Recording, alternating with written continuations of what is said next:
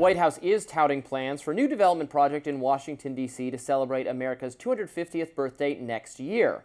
The administration has unveiled prototypes for an arch that it wants to build along the Arlington Bridge across from the Lincoln Memorial.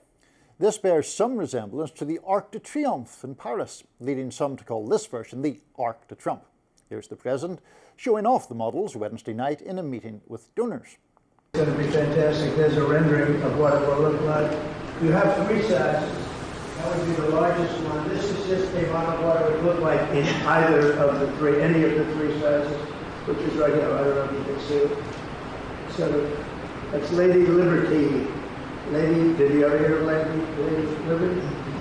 On top. Trump went on to say that the arch would also be a celebration of his efforts to lower crime in the city, saying this is a very safe city now. He did not say what the timeline would be or how much the construction would cost, but the BBC reports it's being funded privately by Trump's supporters. Trump has made a host of decorative changes during his second term already, including adding gold furnishings to the Oval Office and paving over the Rose Garden lawn. Not everyone has been a fan of those projects. Illinois Congressman Jonathan Jackson says, quote, "Why do megalomaniacs always build giant monuments? You don't put rims on a rental or custom cabinets in an Airbnb. And you sure don't build a gold-plated Oval Office, billion-dollar jet, grand ballroom, and now an Arc de Trump if you actually plan on leaving in 3 years." Well, I think it's a mark of the Trump dictatorship to come, Robbie. that's what it means. I think he plans to. I think Republicans want to continue to hold the White House and will mount a vigorous challenge in the form of J.D. Vance. But I don't think he's redecorating because he plans to live there forever. I think he's just adding his personal flair. Look, I'm dead set against the government paying for any of this for sure, as I don't want the government to pay anything or even really exist.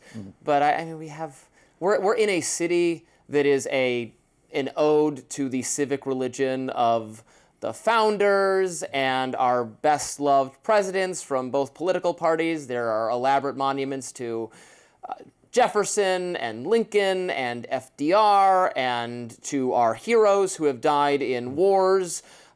This is part of the DNA of the city. So do I wake up every day and go, I need an arch to commemorate whatever it is? No, but especially if the government's not paying for it, if they're putting together money for patriotic Americans to build something to recognize achievements of liberty, it's fine, I suppose. I mean, I have more of an objection to it, but I do acknowledge that it's not like the gravest issue that faces the country. I have probably 50 or 100 complaints about Trump that would take priority over this one.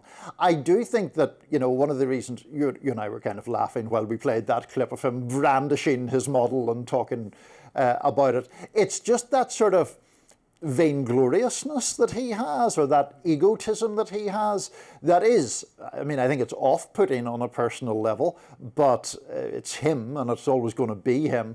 The point about who pays for it, there is an issue with, if it were the government paying for it, the issue with private donors, of course, is that it opens the gates for people to curry favour with Trump by offering to, whether it's the ballroom or the Arc de Trump or whatever else, it's a way of funneling money to things that he likes and buying his favour. I think that's the problem. I think the most important thing to me is that it looks nice. If it looks ugly, I will hate it. If it reflects the brutalist architecture of some of the city, I will despise it.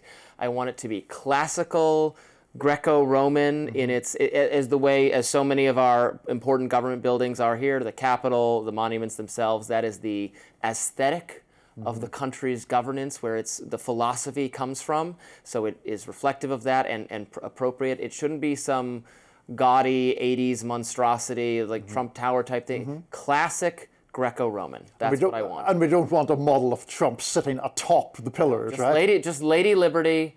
Maybe does she have the scales of justice and eyes blindfolded? Yeah, that kind of thing. That would be beautiful. And we'll see if that materializes. But that does it for us today on Rising Live. But you can look out for more exclusive YouTube content coming your way today. And be sure to like, share, and subscribe to The Hill's YouTube channel so that you never miss any content. And for those of you who like to listen while on the go, we're now available anywhere you listen to podcasts. And we'll see you next week.